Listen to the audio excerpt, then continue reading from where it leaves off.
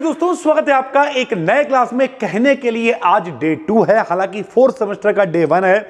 90 दिनों की सीरीज में सेकंड, फोर्थ, सिक्स्थ सारे सेमेस्टर और सारे सब्जेक्ट उड़ाने वाले हैं। तो भैया शुरू करते हैं। आज जो फोर्थ सेमेस्टर की अपनी पहली यूनिट है जिसका नाम है एटॉमिक स्ट्रक्चर, उसका पूरा ये वन शॉट होने वाला है। भाई मजा बहुत आएगा। पेपर डिस्क्रिप्टिव है तब भी मजा आएगा, और अगर ऑब्जेक्टिव है तो इसे देखने के बाद कोई ऑब्जेक्टिव आ जाए आप आराम से टिक कर पाओगे भाई। ठीक, सबसे पहला जो मोस्ट वांटेड टॉपिक है, अगर पेपर किसी भी यूनिवर्सिटी में डिस्क्रिप्टिव है तो हाइजेनबर्ग की अनिश्चितता का सिद्धांत पेपर में 101% आएगा। क्या होता है भैया? अनिश्चितता का सिद्धांत, यानी निश्चित कुछ नहीं है तो फिर अनिश्चित क्या है? तो हाइजेनबर्ग एक आदमी का नाम है। इसने कहा कि अगर कोई छोटा सा पार्टिकल, इत्तू सा पार्टिकल है और वो अंधाधुंध गति कर रहा है, तो अगर आप उसकी पोजीशन निकाल लोगे, पोजीशन का मतलब क्या होता है? एक्स, कहां पर वो है, तो भैया उसका मोमेंटम नहीं निकाल पाओगे। मोमेंटम का मतलब संवेग, यानी वेग नहीं निकाल पाओगे। जैसे ये पंखा चला दें तो जब पंखा चलेगा तो वेग तो अंधाधुंध आएगा, लेकिन कौन सा पर कहां होगा ये नहीं पता चलेगा ना। तो भैया अगर वेग निकाल लोगे यानी संवेग निकाल लोगे तो पोजीशन नहीं बता पाओगे, और अगर पोजीशन निकाल लोगे तो मोमेंटम नहीं बता पाओगे, और जब दोनों इकट्ठे नहीं बता पाओगे तो दोनों की गुणा भी नहीं पता होगी। यानी इन्होंने कहा कि अगर मोमेंटम निकाल लोगे तो पोजीशन नहीं निकाल पाओगे, और पोजीशन निकाल लोगे तो मोमेंटम नहीं निकाल पाओगे। यानी दोनों की गुणा या तो बड़ी होगी या बराबर होगी। सर जी ये क्या मैटर है? अबे दोनों की गुणा पता ही नहीं है। मान लिया इसका मान 10 निकाल लिया और इसका मान मालूम ही नहीं है, इसका मान निकाल लिया, इसका मान नहीं मालूम, तो तुक्का ही लगाना पड़ेगा ना कि दोनों की जो गुणा है वो बड़ी भी आ सकती है, बराबर भी आ सकती है। किसके? h/4 पाई के। बड़ी भी बराबर भी, यानी निश्चित नहीं है कि गुणा जो होगी वो बराबर, गुणी नहीं गुणा, कि गुणा जो है वो बराबर होगी या फिर बड़ी होगी। इसी को कहते हैं अनिश्चितता का सिद्धांत। सरल भाषा में इन्होंने कहा किसी स्मॉल, आइए पढ़ के दिखाते हैं कि अकॉर्डिंग टू हाइजेनबर्ग किसी स्मॉल हाईली मूविंग बॉडी, कोई छोटी सी बॉडी अगर गति कर रही है वो इलेक्ट्रॉन जैसी हो सकती है कि पोजीशन और वेलोसिटी कह दो या फिर मोमेंटम कह दो, एक ही बात है। सर जी मोमेंटम और वेलोसिटी एक बात कैसे है? तो मोमेंटम का मतलब p और बराबर होता है mb के। भैया मान लिया हम है, हमारा वेग निकालोगे तो m तो हम में होगा ही, m माने मेरा द्रव्यमान। तो जब हम चलेंगे तो वेग से द्रव्यमान मिलेगा तो संवेग ऑटोमेटिक बन जाएगा। तो अगर हम भैया पोजीशन और वेलोसिटी का एक साथ डिटर्मिनेशन इम्पॉसिबल होता है, एक साथ आप दोनों चीजों को नहीं निकाल सकते। तो एक क्वेश्चन क्या हो जाएगी? Delta p into delta x is greater than और इक्वल टू h/4 पाई के। ठीक है भाई, लिख दिया। अतः यदि किसी पार्टिकल की पोजीशन निकाल लेंगे तो उसके मोमेंटम में अनसर्टेनिटी होगी, और अगर मोमेंटम कैलकुलेट कर लेंगे तो उसकी पोजीशन में अनसर्टेनिटी होगी भाई। ठीक है, इस इक्वेशन को ऐसे भी लिख सकते हैं, अभी आपको बताया, संवेग बराबर होता है द्रव्यमान गुणे वेग। संवेग बराबर द्रव्यमान गुणे वेग। तो डेल्टा p की जगह पे m इंटू वी रख दिया, m को नीचे भेज दिया तो आ जाएगा delta x into delta v is greater than और इक्वल टू। ग्रेटर देन मतलब या तो बड़ा है, और इक्वल टू यानी बराबर है h/4 पाई m के। ठीक है भैया, कौन सी चीज क्या है तो वो नीचे लिख के दिखा दिया है। डेल्टा x क्या है? अनसर्टेनिटी है पोजीशन में। डेल्टा v क्या है? अनसर्टेनिटी है वेलोसिटी में। डेल्टा p ऊपर लिखा था तो uncertainty in momentum of electron. h Planck's constant है, और प्लांक्स कांस्टेंट की अगर भैया ऑब्जेक्टिव पेपर है तो प्लांक्स कांस्टेंट की वैल्यू इतनी होती है 6.6 गुणे 10⁻⁴। m क्या है? m मास ऑफ इलेक्ट्रॉन है, इलेक्ट्रॉन का द्रव्यमान इतना होता है। बन से याद कर सकते हो 9.1 माइनस के 31, ऐसे कहते हैं भक, वैसे 9.1 माइनस के 31 ये इलेक्ट्रॉन का द्रव्यमान होता है भाई। ठीक, तो पहला टॉपिक हम लोगों ने पढ़ा हाइजेनबर्ग की अनिश्चितता का सिद्धांत। क्या होता है? पोजीशन निकाल लोगे तो मोमेंटम नहीं निकाल पाओगे, मोमेंटम निकाल लोगे तो पोजीशन नहीं निकाल पाओगे, दोनों एक साथ नहीं निकाल सकते हैं। इसे ही हम लोग कहते हैं हाइजेनबर्ग की अनिश्चितता का सिद्धांत। दूसरा जो बहुत इंपॉर्टेंट टॉपिक इस चैप्टर में हमें पढ़ना है वो है एटॉमिक ऑर्बिटल। क्या होते हैं एटॉमिक ऑर्बिटल? सुनो मेरी बात, भैया बचपन से हम लोगों ने पढ़ा, बचपन का मतलब 9th क्लास से पढ़ा हुआ है कि भैया जितनी भी चीजें हैं, चाहे वो ये पेन हो, चाहे बोर्ड हो, चाहे माइक हो, छोटे छोटे पार्टिकल्स कणों से मिलकर बनी होती हैं, जिन्हें परमाणु कहते हैं। परमाणु 2 भागों से बने होते हैं। पहला कहलाता परमाणु का नाभिक, नाभिक के अंदर रहते प्रोटॉन और न्यूट्रॉन, और चारों तरफ चक्कर लगाते हैं इलेक्ट्रॉन, चक्कर लगाते हैं इलेक्ट्रॉन। अब ध्यान से सुनना, जिनमें इलेक्ट्रॉन चक्कर लगाते हैं उन्हें कहते हैं कोश। क्या कहते हैं? कोश यानी शेल कहते हैं। ठीक, काहे से लिखते हैं? तो लिखते हैं KLMN से, इनसे लिखते हैं। लेकिन जो नया मॉडल आया उसने कहा कुछ ऐसे क्षेत्र होते हैं जहां इलेक्ट्रॉनों के पाए जाने की संभावना होती है, पॉसिबिलिटी। जैसे मेरी संभावना हमेशा होती है हम कोचिंग में ही पाए जाएंगे, या तो रिकॉर्ड कर रहे होंगे या कुछ देख रहे होंगे, यानी संभावना होती है, उन्हें कहते हैं उपकोश। क्या कहते हैं? उपकोश यानी सब शेल कहते हैं। जरा देखिए, उन्हें कहते हैं सब शेल, और काहे से लिखते हैं? तो SP, D और F से लिखते हैं भैया। ठीक, तो ये सब शेल क्या आइटम है भैया? जरा देखो, एटम में न्यूक्लियस यानी नाभिक के चारों तरफ कुछ ऐसे 3D ऑर्बिटल। 3D समझते हो भैया? जैसे हमारा मुंह क्या है? 2D है, लेकिन नाक कैसी है? 3D। इसमें लंबाई, चौड़ाई, ऊंचाई तीनों हो, वो 3D होता है। प्लेन एक पन्ना ले लिया, 2D है। अब इसमें भैया ऐसे देखो, पासा ले आए इस तरीके से, तो ये 3D हो गया। 3D का मतलब लंबाई, चौड़ाई, ऊंचाई तीनों हो, और उसके अंदर इलेक्ट्रॉन के पाए जाने की संभावना हो। तो हमने यही लिखा, परमाणु में नाभिक के चारों ओर कुछ ऐसे 3D ऑर्बिटल्स पाए जाते हैं जिनमें इलेक्ट्रॉन के पाए जाने की संभावना यानी पॉसिबिलिटी सबसे ज्यादा होती है। इन रीजन्स को हम लोग एटॉमिक ऑर्बिटल्स कहते हैं। ठीक, तो ऑर्बिटल क्या होते हैं? जिनमें इलेक्ट्रॉनों के पाए जाने की संभावना सबसे ज्यादा होती है, उन्हें हम लोग एटॉमिक ऑर्बिटल कहते हैं। कितने प्रकार के होते हैं? तो हम लोगों को पढ़ने हैं SPDF, SPDF, SPDF, एक एक करके लिखेंगे। सबसे पहले S ऑर्बिटल। ध्यान से समझिए भाई, अगर आपको S ऑर्बिटल पता है तो ये जो साइड में लिखा हुआ इसे भी पता करवाया जा रहा है। इसके बाद हम लोग पढ़ेंगे क्वांटम संख्याएं। सर जी क्वांटम संख्याएं क्या होती हैं? तो इलेक्ट्रॉन कहां है, मतलब कैसे चक्कर लगा रहा है, इलेक्ट्रॉन के बारे में, उसकी ऊर्जा कितनी है। तो ऐसी संख्याएं जो इलेक्ट्रॉन की ऊर्जा और स्थिति को बताती हैं, क्वांटम संख्याएं कहलाती हैं।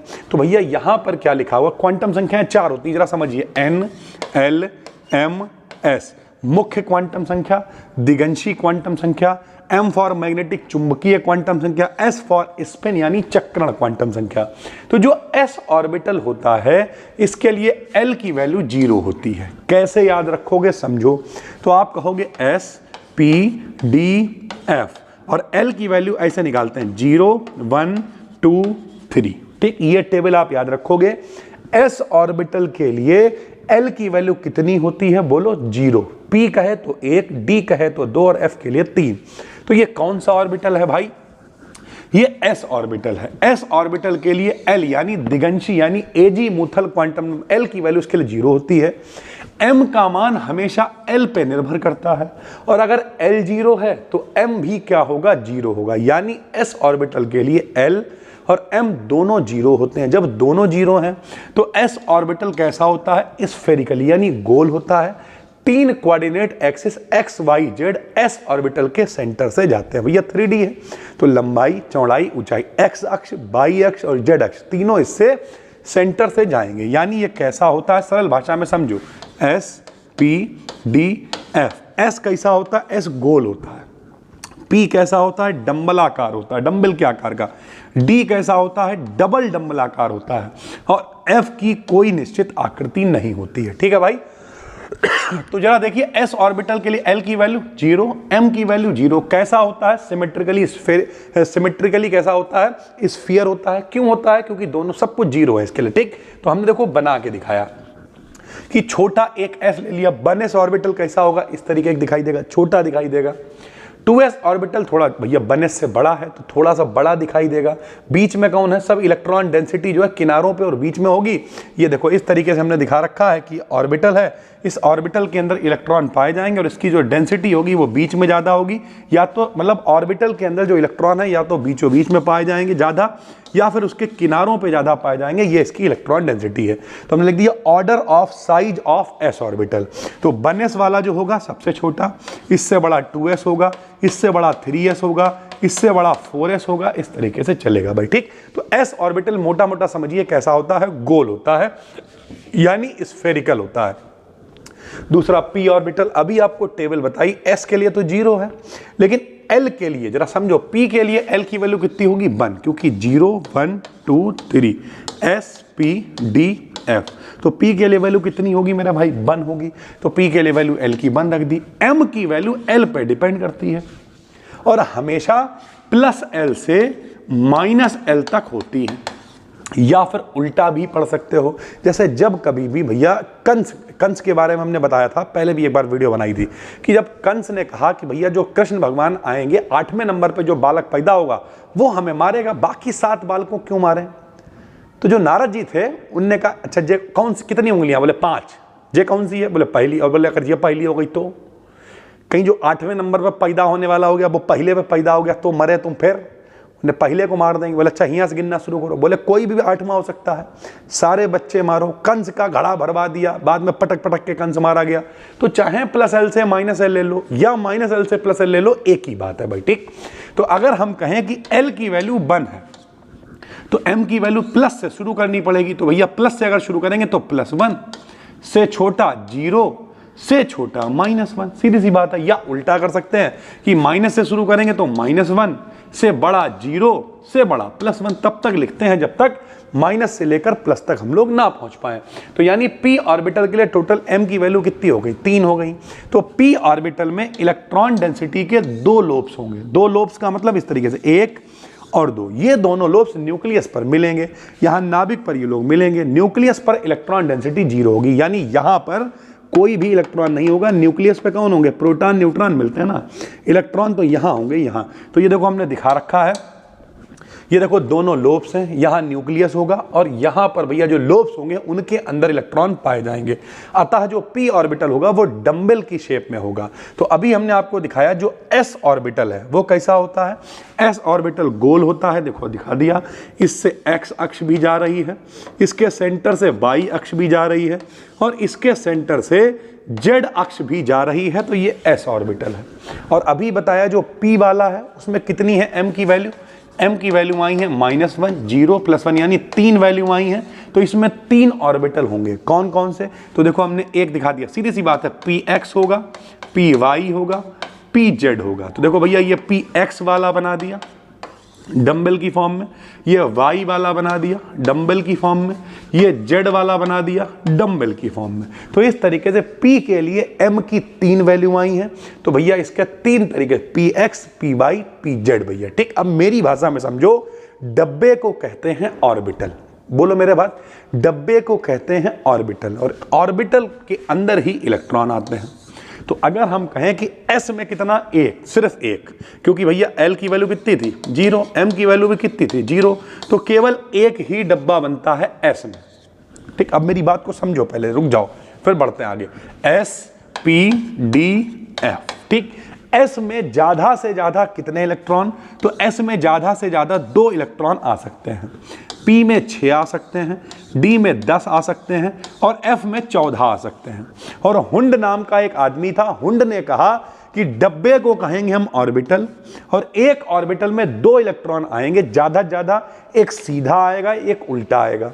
सीधे वाले को क्लॉक कहा जाएगा, उल्टे वाले को एंटी क्लॉक कहा जाएगा। जैसे इसमें 6 इलेक्ट्रॉन हैं तो एक में 2 आ सकते हैं, तो टोटल इसमें ऑर्बिटल यानी डब्बे कितने होंगे 3, 1 2 3 4 5 6। ये वाला क्या होगा px जो हमने दिखा रखा है, ये वाला py होगा, ये वाला pz होगा। इस तरीके से हमने तीनों ऑर्बिटल दिखा दिए।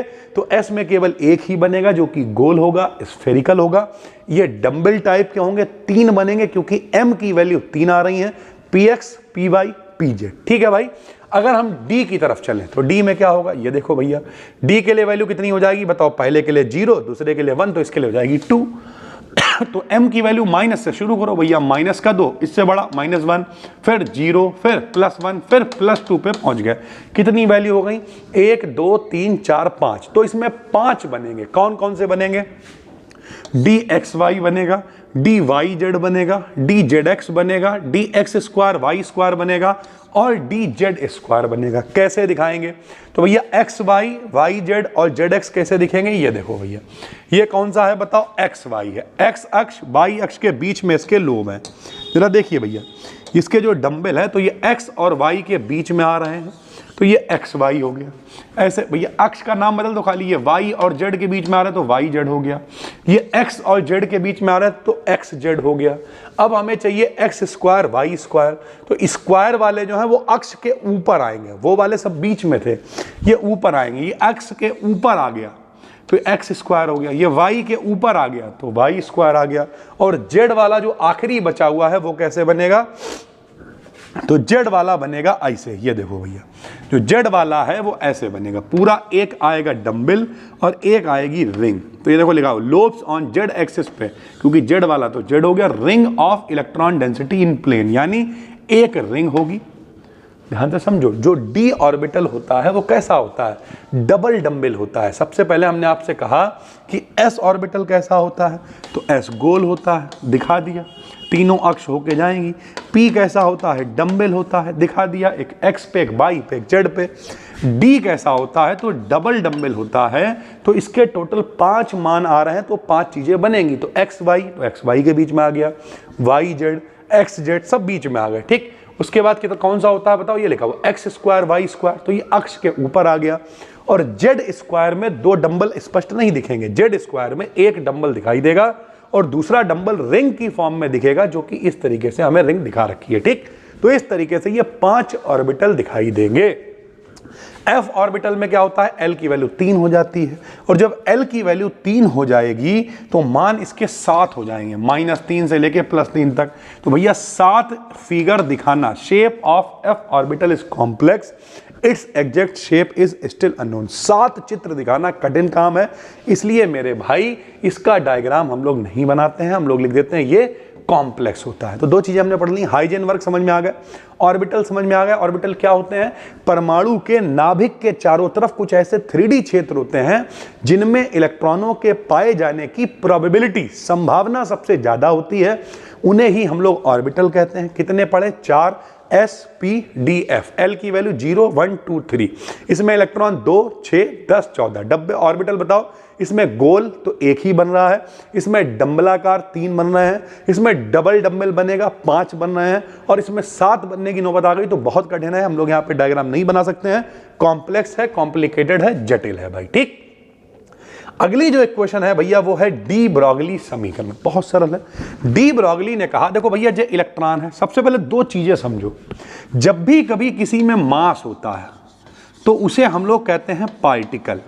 जैसे अगर कोई कहे कि बताओ भैया इस पेन में कुछ मास है, द्रव्यमान है, तो तुम कहोगे है, तो भैया हम कहेंगे ये पार्टिकल से मिलकर बना, कणों से मिलकर बना है। कोई भी चीज जिसमें वजन है वो सारी की सारी चीजें पार्टिकल से मिलकर बनी है, कणों से मिलकर बनी है। तो भैया जिसमें मास होता है वो पार्टिकल होता है, और जिसमें वेवलेंथ होती है, वेवलेंथ का मतलब तरंगदैर्घ्य होती है, उसे हम लोग वेव कहते हैं, तरंग कहते हैं भाई, ठीक। वेवलेंथ मतलब सरल भाषा में तरंग के द्वारा 1 सेकंड में चली गई दूरी, उसकी तरंगदैर्घ्य कहलाती है। अभी हम आपको समझाते हैं। तो भैया जो डी ब्रॉगली थे, इन्होंने कहा जो बहुत छोटे छोटे पार्टिकल है, जैसे ये छोटा सा पार्टिकल है, तो ये पार्टिकल तो है ही क्योंकि इसमें द्रव्यमान है, इलेक्ट्रॉन का कुछ ना कुछ द्रव्यमान है बोले, लेकिन जब ये गति करेगा तो अपने पीछे एक तरंग जैसी छोड़ता हुआ जाएगा। यानी डी ब्रॉगली ने कहा कि जो छोटे पार्टिकल होते हैं वो इतने हल्के होते हैं कि उनमें मास तो है ही, वो पार्टिकल तो है ही, लेकिन उनमें तरंगदैर्घ्य भी है, उनमें तरंग का गुण भी, वेव नेचर भी पाया जाता है। तो डी ब्रॉगली ने कहा कि डुअल नेचर के बारे में बात करेंगे। क्या कहा इन्होंने, 1924 में डी ब्रॉगली ने बताया कि सब्सटेंसेस में डुअल नेचर पाया जाता है, यानी द्वैतीय प्रकृति पाई जाती है। इन्होंने बताया कि जब कोई highly moving small particle move करता है तो वह अपने पीछे एक तरंग छोड़ता है। जब कोई छोटा पार्टिकल गति करता है तो अपने पीछे एक तरंग छोड़ता है, अर्थात इसमें वेव, ये वेव हो गई, और पार्टिकल दोनों के गुण पाए जाते हैं। इन पार्टिकल्स की वेवलेंथ के लिए इन्होंने एक इक्वेशन भी दी, इसे डुअल नेचर ऑफ पार्टिकल कहा गया, और इन्होंने समीकरण दी, जो कि समीकरण क्या थी, लैम्डा बराबर h/mb, ये समीकरण थी।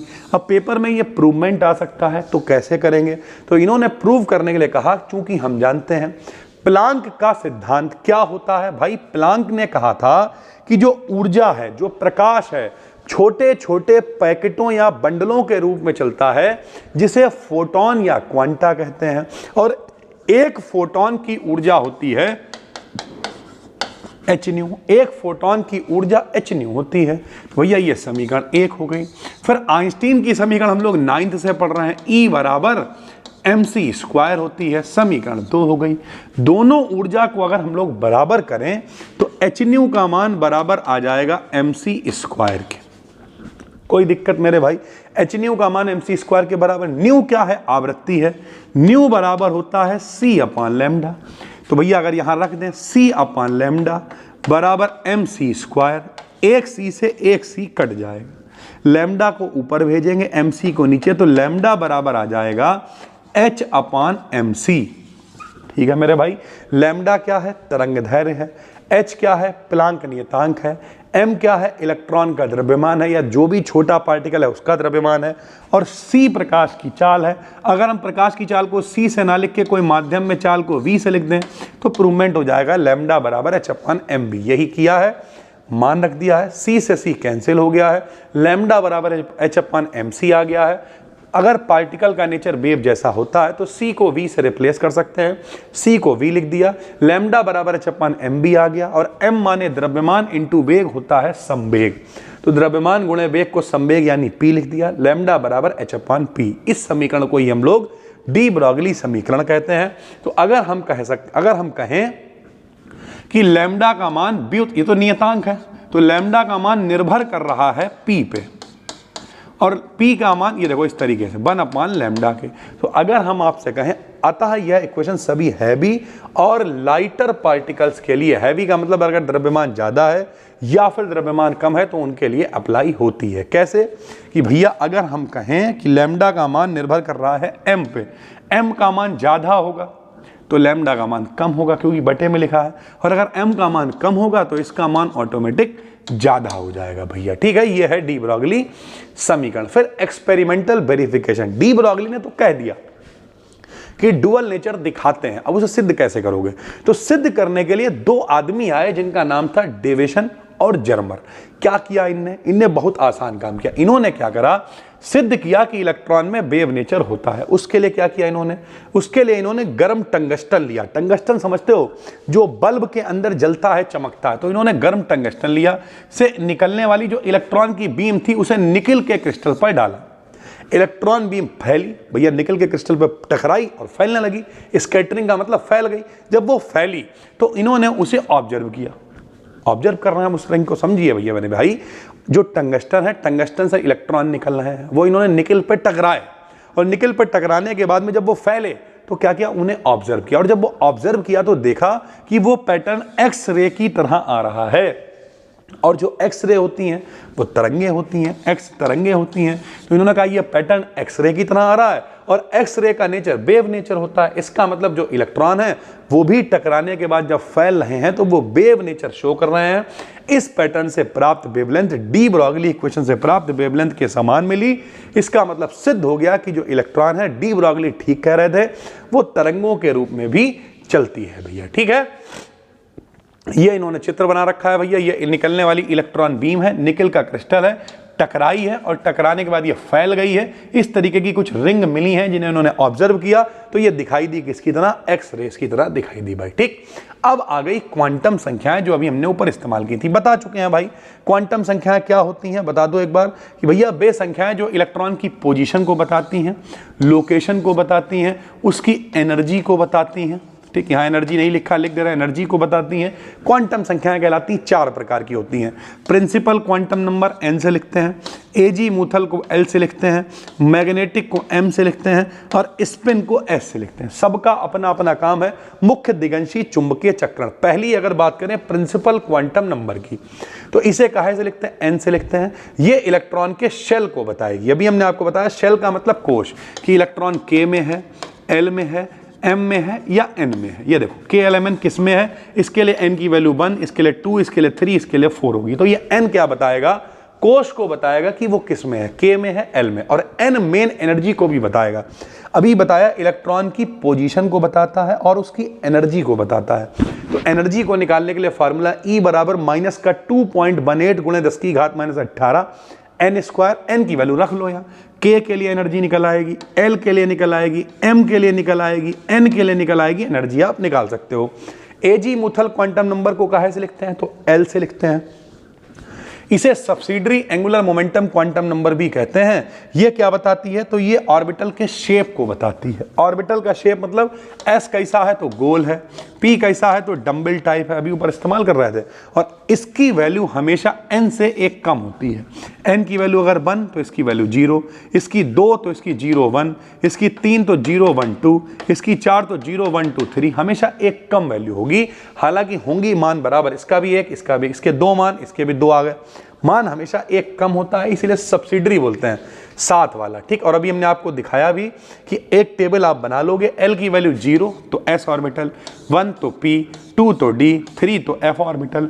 ये कैसा होता है? स्फेरिकल यानी गोल, ये डम्बल टाइप, ये डबल डम्बल टाइप, और ये कॉम्प्लेक्स आकृति इसकी होती है। तीसरी क्वांटम नंबर है मैग्नेटिक क्वांटम नंबर। इसे काहे से लिखोगे भैया? M से लिखोगे। ये देखिए, इसे काहे से लिखोगे? M से लिखोगे। ये ऑर्बिटल के ओरिएंटेशन को बताएगी, व्यवस्था को बताएगी कि इलेक्ट्रॉन किस तरीके से है ऑर्बिटल के अंदर। तो अभी आपको बताया भाई कि M की वैल्यू का मान जो होगा -L से +L तक होगा या +L से -L तक होगा।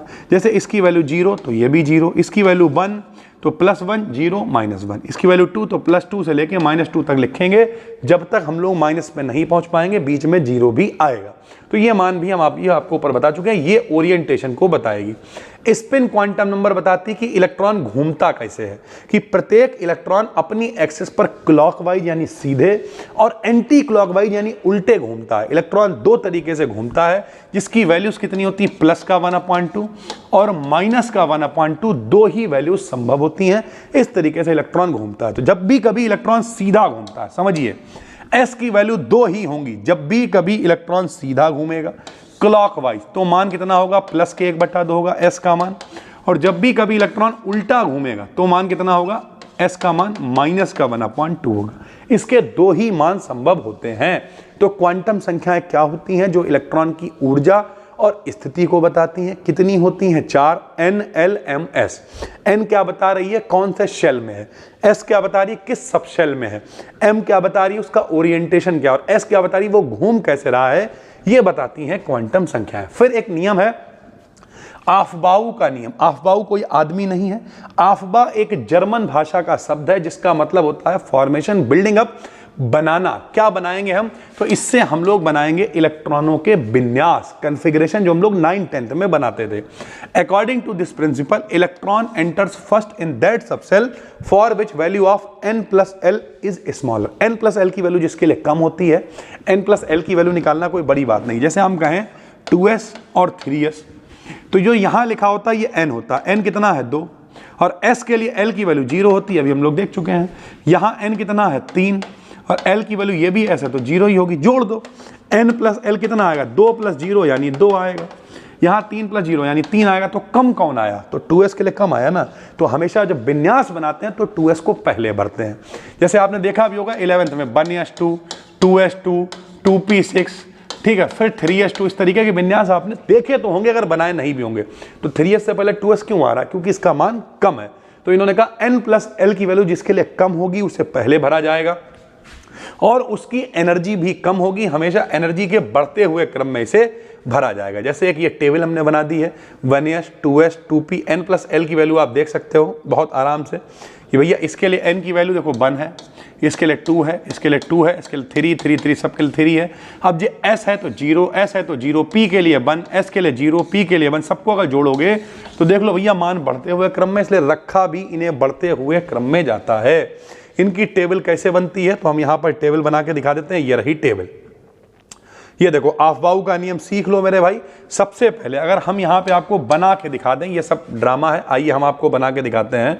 सबसे पहले हम लोग लिखते हैं 1s, ये देखिए 1s 2s 3s 4s 5s 6s 7s, एक ऊपर छोड़ दो एक नीचे छोड़ दो, s के बाद p तो 2p 3p 4p 5p 6p, एक ऊपर छोड़ दो एक नीचे तो 3d 4d 5d, एक ऊपर एक नीचे तो 4f।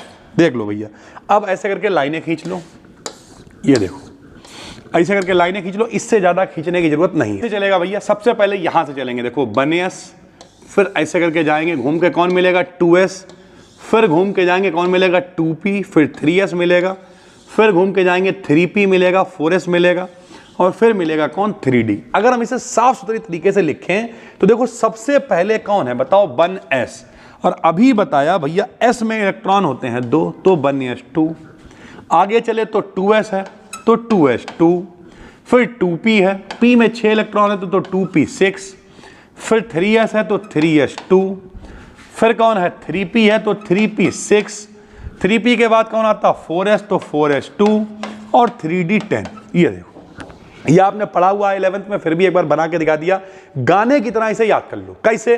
अरे 1s2 2s2 2p6 3s2 3p6 4s2 3d10 3d10। गाइए मेरे साथ में, गाइए मेरे भाई।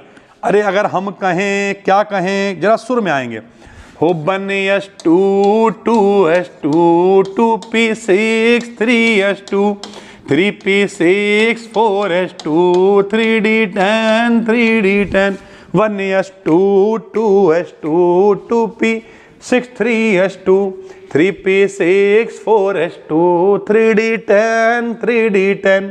समझ गया भैया? तो इस तरीके से विन्यास आपका बन जाता है। 1s2 2s2 2p6 3s2 3p6 3d10 कई बार पहले बढ़ते हैं, वो स्पेशल कंडीशन होती है। नॉर्मल कंडीशन में वैसे ही बढ़ेगा जैसे हमने आपको बताया है। 1s2 2s2 2p6 1s2 2s2 2p6 3s2 3p6 4s2 और 3d10, यह अफवाऊ का नियम कह रहा है। लेकिन जब डी ब्लॉक वाले तत्वों के विन्यास बनाते हैं तो डी को पहले भरना पड़ता है, क्योंकि आवर्त सारणी में डी ब्लॉक के तत्वों को एस और पी के बीच में रखा जाता है। वो एक अलग कंडीशन है, यहां पे उसकी चर्चा हम नहीं कर रहे हैं भैया, ठीक है। फिर है पाउली का नियम। क्या होता है पाउली का नियम? पाउली ने बहुत आसान बात कह दी। पाउली ने कहा क्वांटम संख्याएं 4 हैं, बोले हैं, बोले चारों के मान सेम नहीं हो सकते, 3 के मान सेम भी हो जाएंगे 2 इलेक्ट्रॉनों के लिए, तो चौथी का मान अलग होएगा। कैसे समझाओ सर जी? लो, पाउली ने कहा कि किसी परमाणु में 2 इलेक्ट्रॉनों के लिए चारों क्वांटम संख्याओं के मान समान नहीं होते। अगर 3 का मान सेम हो जाएगा, जैसे अगर हम कहें 1s2, बताओ कितने इलेक्ट्रॉन दिख रहे हैं? 2। और निकालते हैं मान। हमने कहा n l m s पहले इलेक्ट्रॉन के लिए, हमने कहा n l m s दूसरे इलेक्ट्रॉन के लिए। n की वैल्यू कितनी है? देखो 1 है, ऊपर भी नीचे भी। l की वैल्यू कितनी? देखो इसके लिए भी 0, इसके लिए, क्योंकि s है तो 0 ही होगी, अभी निकाल के दिखाई। l 0 है तो m भी क्या हो जाएगा? 0।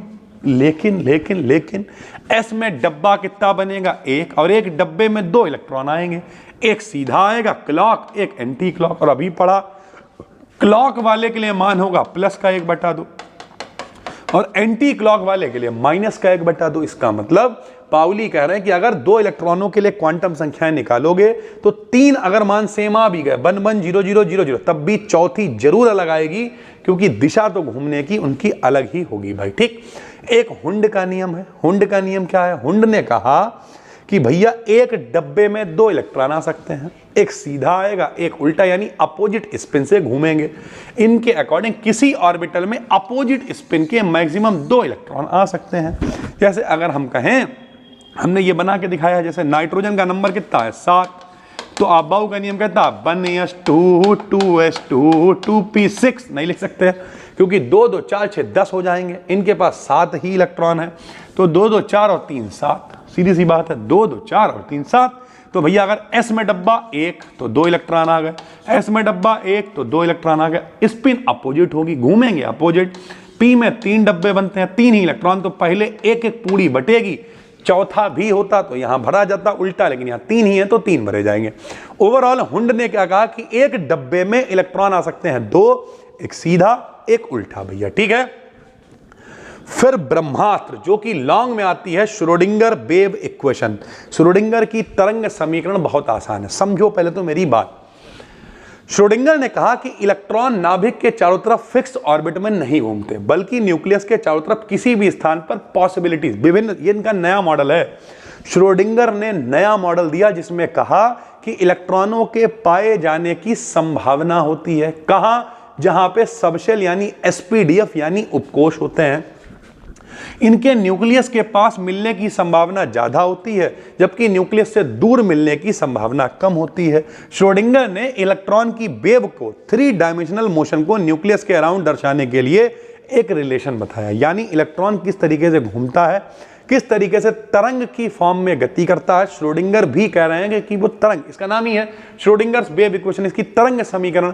तो किस तरीके से इलेक्ट्रॉन तरंग रूप में चलता है उसके लिए इन्होंने समीकरण दी है, जो कि श्रोडिंगर वेव इक्वेशन कहलाई है, ठीक।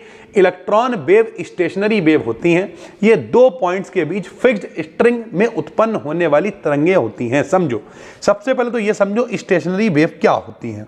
स्टेशनरी वेव वो होती हैं कि इस तरीके से हमने तार को बांधा और खींच के छोड़ा तो वो ऐसे ऐसे करके गति करेगा, इसे कहते हैं स्टेशनरी तरंग, स्टेशनरी वेव कहते हैं। तो इलेक्ट्रॉन भी इसी तरीके से गति करता है, ये श्रोडिंगर ने बताया। जब भी कभी इस तरीके की तरंगें होती हैं, इस तरीके की, तो हम लोग जो समीकरण लेते हैं वो या तो साइन में लेते हैं या फिर कॉस में लेते हैं। क्यों?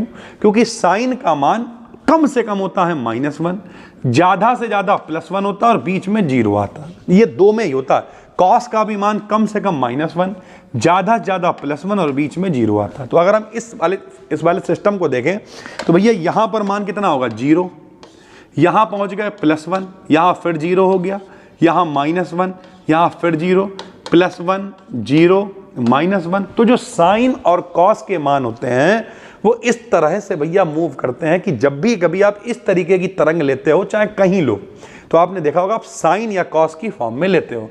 तो श्रोडिंगर ने कहा कि अगर इलेक्ट्रॉन स्टेशनरी वेव की तरह गति कर रहा है तो स्टैंडिंग वेव या स्टेशनरी वेव एक ही चीज होती है। तो उसके लिए समीकरण क्या होती है भैया? तो उसके लिए समीकरण होती है, साई से लिखा इन्होंने तरंग के फलन को, तरंग फलन को कहा लिखा साई से, बराबर लिखा a साइन 2πx में लैम्डा। सर जी ये कहां से उठा लाया आप? तो भैया श्रोडिंगर ने कहा जो इलेक्ट्रॉन है वो स्टैंडिंग या स्टेशनरी वेव्स की तरह गति कर रहे हैं और स्टैंडिंग वेव्स का ये समीकरण होता है, ठीक। यहां पे साई वेव फंक्शन, इन्होंने इसका समाकलन नहीं अवकलन किया, तो on differentiation with respect to x के रिस्पेक्ट में अवकलन कर दिया। अवकलन जब करते हैं तो भैया आगे लगा देते हैं डी, जिसके रिस्पेक्ट में करते हैं। जैसे कोई कहे टी के सापेक्ष करो तो हम d/dt लगाएंगे, x के सापेक्ष तो हमने लगा दिया d/dx, तो d psi/dx हो जाएगा। a मेरे भाई नियतांक है तो नियतांक हो जाएगा। साइन का अवकलन होता है कॉस, तो साइन का अवकलन हो जाएगा कॉस 2πx/λ। और मेरे भाई हम x के सापेक्ष अवकलन कर रहे हैं और फालतू x के संग में क्या चल रहा है? x के संग में फालतू चल रहा है 2π/λ। तो ये अवकलन का नियम है, जो गुणे में फालतू चल रहा होता है उसे गुणे में अलग से लिख देते हैं, 2π/λ लिख दिया। तो पहली बार जब समाकलन होगा तो क्या आएगा? तो आएगा d psi/dx, ये देखिए, ठीक। a आएगा क्योंकि a कांस्टेंट का अवकलन नहीं होता, बाहर आ जाएगा। गुणे में फालतू 2π/λ पहले लिख लिया, और साइन का अवकलन क्या हो जाता है? cos 2πx/λ हो जाएगा, ठीक। इसका फिर से डिफरेंशिएशन करेंगे, तो डबल डिफरेंशिएशन हो जाएगा d2 psi/dx² हो जाएगा। a कांस्टेंट ऐसे ही रहेगा। अब देखो भैया फिर से जब होगा तो cos का होता है माइनस साइन, साइन का cos प्लस में होता है, लेकिन cos का होता है माइनस साइन, तो आएगा माइनस साइन 2πx/λ, ये तो आएगा ही। और पहले से देखो क्या चल रहा है? 2π/λ, और जब तुमने ये तो ऊपर से चल रहा है, जब समाकलन अवकलन किया था, दोबारा से अवकलन करोगे तो दोबारा भी तो x के गुणे में 2 पाई अपॉन लैम्डा चल रहा है, तो 2 पाई क्या हो जाएगा 4 पाई स्क्वायर बटे में लैम्डा स्क्वायर। हम साथ में इसलिए करके दिखा रहे हैं आपको कंफ्यूजन ना हो। तो दोबारा जब डिफरेंशिएशन करेंगे तो भैया a आएगा, वो तो बाहर आ गया, 2 पाई अपॉन लैम्डा है, दोबारा होगा तो एक 2 पाई अपॉन लैम्डा और गुणे में आएगा, तो 2 दूनी 4 पाई स्क्वायर बटे लैम्डा स्क्वायर आएगा। माइनस कहां से आ गया, तो कॉस का अवकलन माइनस में होता है, तो माइनस में ही आ जाएगा। समीकरण हो गई 3। अब हम क्या करेंगे, समीकरण 1 और 3 को मिलाएंगे। समीकरण 1 क्या है, देखो समीकरण 1 में साफ साफ दिखाई दे रहा है कि भैया a sin 2 pi upon x का मान साई के बराबर है, तो हम इसे समीकरण 3 में रख देंगे। देखिए भैया समीकरण 3 में हमने रख दिया, ये देखो a sin 2 pi x upon lambda का मान साई के बराबर है, तो साई के बराबर रख दिया। माइनस को इधर ले आएंगे तो प्लस हो जाएगा, ये प्लस बराबर हो गया 0। ठीक, यहां तक हम लोग पहुंच गए। अब अभी हम लोगों ने ऊपर डी ब्रोगली समीकरण देखी है। डी ब्रोगली समीकरण क्या होती है, लैम्डा बराबर h अपॉन एम बी, स्क्वायर करेंगे तो लैम्डा स्क्वायर बराबर h स्क्वायर बटे में m स्क्वायर v स्क्वायर आ गया। On putting the value of lambda square in equation 5, जरा देखिए मेरे भाई, फ्रॉम इक्वेशन 5 इन इक्वेशन 4। ये देखो भैया ये अपनी इक्वेशन 4 कहाँ है, इसे बना लेना, यहाँ पे बनी हुई नहीं है, बहुत आसान है, कठिन नहीं है। ये है क्वेश्चन नंबर 4। ये देखो लैम्डा स्क्वायर है, ये लैम्डा स्क्वायर का मान हम लोग यहाँ पे रखेंगे, कुछ कठिन नहीं है। सबसे पहले साई का मान माना है, एक बार उसका डिफरेंशिएशन किया, एक बार और डिफरेंशिएशन किया। जब एक बार और डिफरेंशिएशन किया तो वहां पे क्या आ गया, नीचे लैम्डा स्क्वायर आ गया। लैम्डा स्क्वायर की वैल्यू हमने रख दी, क्या रखी बताओ, हमने लैम्डा स्क्वायर की वैल्यू रखी। आओ देखते हैं, लैम्डा स्क्वायर की वैल्यू है h स्क्वायर, तो नीचे h स्क्वायर आएगा बटे में m स्क्वायर v स्क्वायर, तीसरा टर्म ऊपर चला जाएगा, तो m स्क्वायर v स्क्वायर ऊपर चला गया, h स्क्वायर नीचे ही रहा। ठीक, समीकरण हो गई 6। यदि इलेक्ट्रॉन को पार्टिकल मान लें तो इसकी टोटल एनर्जी काइनेटिक, भैया अगर जैसे ये हम गति करें तो हमारे अंदर 2 तरीके की ऊर्जा होगी, गतिज ऊर्जा और स्थितिज ऊर्जा।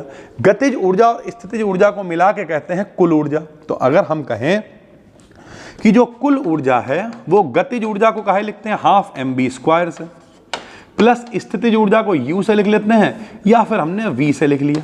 ठीक, तो गतिज ऊर्जा का मान अगर हम इसे निकालें तो किसके बराबर हो जाएगा, हाफ mv स्क्वायर का मान बराबर हो जाएगा कुल ऊर्जा माइनस का गतिज ऊर्जा, ये है। स्थितिज ऊर्जा को इधर ले आया तो माइनस का स्थितिज ऊर्जा। तो इस कॉन्सेप्ट से हाफ mv स्क्वायर का मान हम यहां बनाएंगे। देखो हाफ बन जाएगा, कैसे बने, देखो m तो है, एक m अलग लिख लेंगे, v स्क्वायर अलग लिख लेंगे, और यहाँ पे 4 है तो हमने क्या किया, देखो हमने भैया 2 से गुणा करी, 2 से भाग दिया, तो ऊपर 4 था तो 8 हो गया, बटे में 2 आ गया। एक m को बाहर रहने दिया, एक m और एक v स्क्वायर को रख लिया अलग, तो हाफ mv स्क्वायर बन गया। ये हाफ mv स्क्वायर का मान e माइनस v के बराबर रख देंगे, रख दिया हाफ mv स्क्वायर। तो आप सेकेंड ईयर में हो तो आपको केवल सपोर्ट की जरूरत है, इसलिए हालांकि बहुत भगा नहीं रहे, आसान है, आप एक बार करोगे कर लोगे। यहाँ पर रख दिया भैया e माइनस v साई के बराबर हो गया। यही श्रोडिंगर वेव इक्वेशन है, कितनी आसान है। देखो सबसे पहले क्या किया, सबसे पहले साई का मान लिया, फिर डिफरेंशिएशन किया, फिर डबल डिफरेंशिएशन किया, और इसमें जो है जो इक्वेशन चल रही थी a sin 2 pi x upon lambda, उसकी जगह पे साई बन गया। साई बन गया तो नीचे लैम्डा स्क्वायर बना, लैम्डा स्क्वायर का मान डी ब्रोगली समीकरण से यहाँ रख दिया तो हाफ mv स्क्वायर बना। तो कुल ऊर्जा का मान गतिज ऊर्जा प्लस स्थितिज ऊर्जा के बराबर होता है, तो इसका मान हाफ mv स्क्वायर का मान यहाँ से निकाल लिया, e माइनस v यहाँ रख दिया। रखने के बाद ये जो समीकरण आपको मिली है यही श्रोडिंगर की समीकरण है, लेकिन इसमें केवल x चल रहा है। श्रोडिंगर ने कहा 3D बताएंगे, x y z तीनों बताएंगे, तो तीनों के लिए कैसे करोगे, तो तीनों के लिए मेरे भाई बाकी इक्वेशन सेम रहेगी, 8 पाई स्क्वायर ये सब सेम रहेगा बराबर 0, बस यहाँ पे x के साथ में y और z भी लिख देंगे। तो देखो d2 psi upon dx square, dy square dz square भी लिख देंगे, तो ये 3D के लिए इक्वेशन आ जाएगी। ठीक, इस इक्वेशन को हम लोग ऐसे भी लिख सकते हैं, कैसे भैया, तो इसे कहते हैं डेल ऑपरेटर। इसका मान होता है del upon del x plus del upon del y plus del upon del z के बराबर। यहां पर देखो भैया साई तो बाहर निकाल लेंगे, देखो साई साई बाहर निकाल लिया, और सबका स्क्वायर चल रहा है, स्क्वायर चल रहा तो ये मान भी डेल ऑपरेटर के स्क्वायर का हो जाएगा, तो इसे लिख सकते हैं डेल ऑपरेटर का स्क्वायर। ठीक, साई सब में है तो बाहर आ जाएगा, और बाकी वो इक्वेशन 8 पाई स्क्वायर बाकी वैसे ही चलती रहेगी। इसे हम लोग डेल स्क्वायर कहते हैं, और डेल स्क्वायर की वैल्यू इसके बराबर होती है। देखो d2 upon del x square हमने यहाँ पे लिख दिया है। इसमें से जो डेल लिखा हुआ है, ये जो डेल है, इसे हम लोग लाप्लासियन ऑपरेटर भी कहते हैं भाई, ठीक। Equation 10 is referred as Schrodinger wave equation in terms of Laplacian operator. तो जब आप इस इक्वेशन में ले आओगे तो यहाँ पे डेल की वैल्यू को लाप्लासियन ऑपरेटर हम लोग कहेंगे भाई, ठीक। फिर हैमिल्टोनियन ऑपरेटर क्या होता है? तो जो इक्वेशन मेरे पास आई ये वाली, देखो ये वाली अभी जो हमने निकाली थी, ये इस इक्वेशन को हमने फिर से लिख लिया d2 psi upon dx square, ये देखो, या फिर जो लास्ट में निकाली है डेल स्क्वायर वाली, वही लिख ली, ठीक। अब हम इसे उधर भेजेंगे, तो जब ये डेल स्क्वायर साई इधर है तो प्लस का है, लेकिन जब ये डेल स्क्वायर साई उधर जाएगा तो माइनस का हो जाएगा। सीधी सी बात है भैया, ये ऐसे ही लिखा रहा, ये उधर जाके माइनस हो गया। हमने ये बचा हुआ इंतजाम भी सब उधर ही भेज दिया, तो एच स्क्वायर ऊपर गया, 8 पाई स्क्वायर एम नीचे आ गया, ठीक मेरे भाई। अब देखो क्या बचा, इधर बचा केवल ई माइनस का वी साई बचा, इधर माइनस का del square upon h square 8 pi square m बचा। गुणा करोगे e psi minus v psi भी उधर भेज दिया, प्लस का हो गया। इनमें से साई बाहर कॉमन ले लिया, साई बाहर कॉमन ले लिया, तो जितना भी ब्रैकेट के अंदर बचा इस सब को हमने मान लिया एच कैप, साई बाहर चलने दो, तो ई साई बराबर हो गया एच कैप साई, और एच कैप को कहते हैं हैमिल्टोनियन ऑपरेटर। हैमिल्टोनियन ऑपरेटर का मान किसके बराबर? ये जो ब्रैकेट में बना है इसके बराबर होता है। बहुत सरल है, जो इक्वेशन बची उसे उधर भेजा, उधर भेजने के बाद साई को कॉमन लिया, कॉमन लेने के बाद जो भी ब्रैकेट में बचा उसे हमने बना दिया। थोड़ा पेन लेके बैठना, ये पीडीएफ आपको फ्री में दे देंगे, टेलीग्राम पे चैनल है BDKDN BSc, डिस्क्रिप्शन में लिंक है। और अगर आपको नहीं भटकना है तो हम आपको सजेस्ट करेंगे सेमेस्टर मास्टरी कोर्स ज्वाइन कर लो, ये सारी वीडियो सारी पीडीएफ, कुछ भटकना नहीं पड़ेगा, आराम से मिल जाएंगी भैया, ठीक है। तो एच साई का मान कितना है? इतना है, इसे हम लोग कहते हैं हैमिल्टोनियन ऑपरेटर भैया, ठीक। Equation 11 is called Schrodinger wave equation in terms of Hamiltonian operator भाई, ठीक है।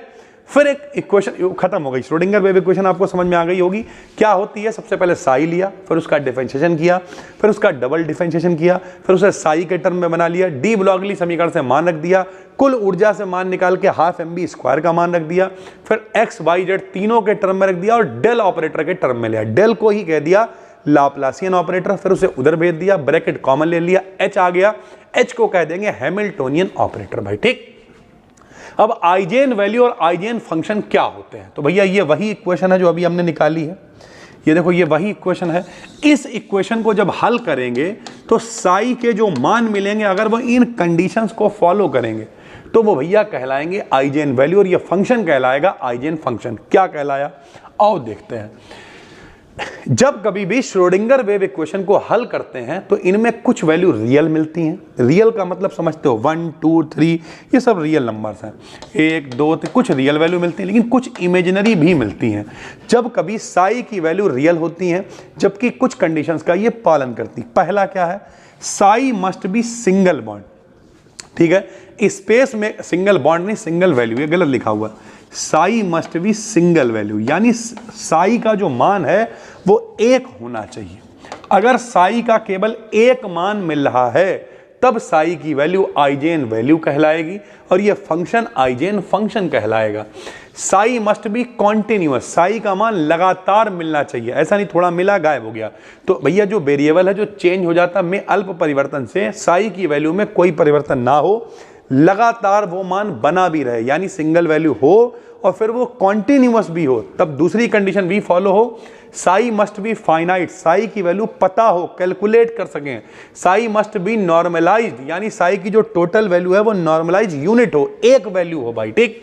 और Sai must be zero at infinity, अगर साई का मान अनंत पे निकालें तो साई की वैल्यू कितनी हो जाए, जीरो हो जाए। यानी अगर इक्वेशन को सॉल्व करके साई की वैल्यू इन 5 कंडीशनों को फॉलो करेगी तो ये वैल्यू कहलाएंगी आइजेन वैल्यू और ये फंक्शन कहलाएंगे आइजेन फंक्शन भाई, ठीक। फिर भैया फिजिकल सिग्निफिकेंस आपसे पूछ सकता है, साई, साई स्क्वायर और साई स्टार का क्या होता। तो हम कहेंगे कि भैया साई जो है क्या दिखाता है, देखो साई क्या दिखाता है, साई दिखाता है ऑर्बिटल को कि वो एस में है, पी में है, डी में है या एफ में, तो साई ऑर्बिटल को दिखाता है। साई स्टार इसका उल्टा होता है कि अगर साई का मान है a प्लस आई बी, अभी बताया साई का मान कुछ रियल भी होता है, इमेजिनरी भी होता है, तो साई स्टार इसका उल्टा होगा, a माइनस आई बी होगा। ठीक, हमेशा उल्टा होता है। तो ये देखिए, अगर साई की वैल्यू x है तो इसका मान माइनस x होगा। तो भैया अगर साई की वैल्यू एक इमेजिनरी वैल्यू है तो साई को इसके कॉम्प्लेक्स से जब गुणा करेंगे तो हमेशा गुणा करके हमें क्या मिलेगी, एक रियल वैल्यू प्राप्त होगी।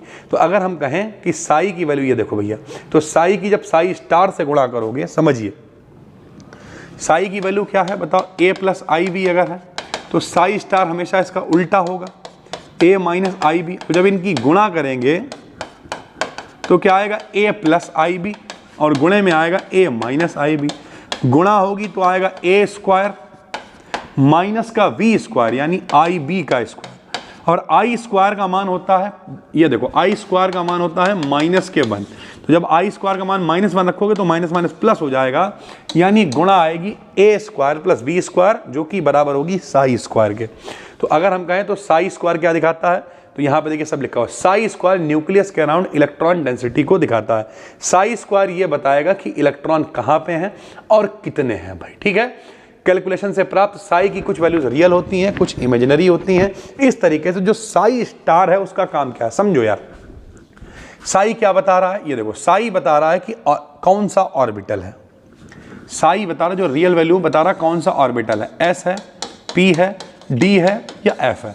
साई स्टार क्या है, साई स्टार इसका अपोजिट है, जिससे गुणा करने पर एक रियल वैल्यू बन रही है साई स्टार, जो कि बराबर है साई स्क्वायर के, जो कि इलेक्ट्रॉन की डेंसिटी को बता रहा है कि इस ऑर्बिटल में कितने इलेक्ट्रॉन हो सकते हैं। ठीक है भाई।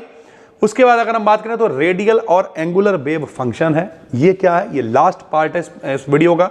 जो वेव फंक्शन साई है उसे दो हिस्सों में बांटते हैं, पहला रेडियल में, दूसरा एंगुलर में।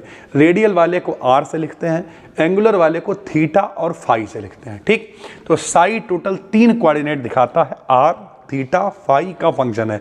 ऐसे लिख सकते हैं, साई 3 का फंक्शन है, आर का, थीटा का, फाई का भाई। ठीक, तो जो रेडियल वेव फंक्शन होते हैं वो क्या बताते हैं, ये न्यूक्लियस से इलेक्ट्रॉन की दूरी को बताते हैं, उसके साइज को बताते हैं।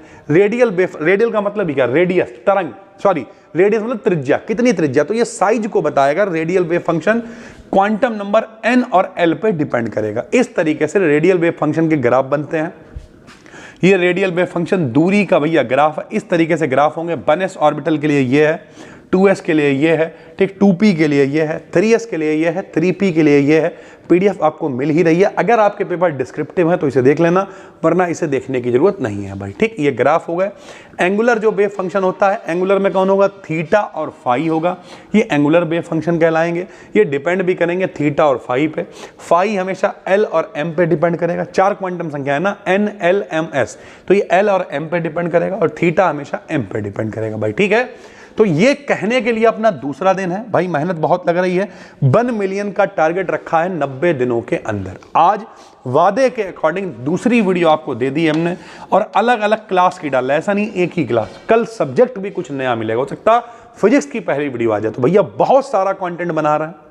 आपसे उम्मीद सिर्फ इतनी सी कि भैया चैनल को सब्सक्राइब कर लो, 1 मिलियन का टारगेट पूरा करवाओ, शेयर करो लोगों तक। फ्री में टेलीग्राम चैनल है, उसे भी ज्वाइन करो, डिस्क्रिप्शन में लिंक है। ये सारी पीडीएफ वहां पे मिलेंगी। पेपर अगर ऑब्जेक्टिव है तब भी इन्हें जरूर देखो, क्योंकि इन्हें देखने के बाद ऑब्जेक्टिव टिक लगाने आसान हो जाएंगे। ऑब्जेक्टिव सीरीज अलग से बन रही है, वो बनती रहेगी, वो वीडियोज आती रहेंगी। ये 90 दिन तक हम 90 वन शॉट डालेंगे, 2nd के, 4th के, 6th के, सारे फिजिक्स के, केमिस्ट्री के, जूलॉजी के, बॉटनी के। और ये सब भटकना नहीं चाहते हो तो डिस्क्रिप्शन में लिंक है। 999 रुपए खर्च होंगे, सेमेस्टर मास्टरी कोर्स, सारी वीडियो, सारी पीडीएफ, कुछ भटकना नहीं पड़ेगा, एक जगह पर इकट्ठी कर देंगे, जो कि आपको डिस्क्रिप्शन में लिंक मिल जाएगा, तो उसे भी आप ज्वाइन कर सकते हो। हम मिलते हैं आपसे कल फिर, तब तक के लिए धन्यवाद, थैंक यू।